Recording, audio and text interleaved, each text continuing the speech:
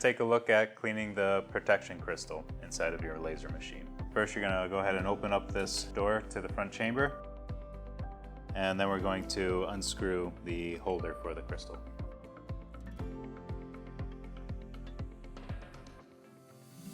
Okay, now we're going to clean the protection crystal with acetone and the lens cleaning papers. You should have a pack that came with your laser machine, and you only need one. And you want to dab it with some acetone.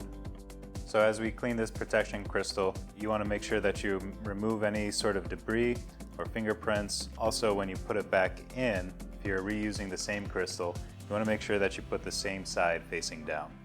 If it's gotten to the point where you cannot clean this crystal any further and there's a lot of pitting or debris that's stuck on the glass, you want to just go ahead and replace it with a new protection crystal.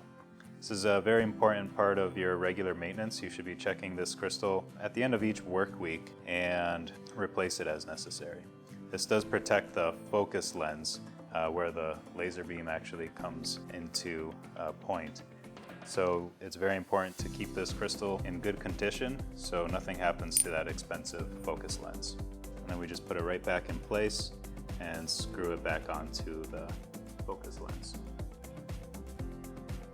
So once you put that back in, you just want to hand tighten and careful not to over tighten, and you're all set with the protection crystal. You can close the door and get back to lasering.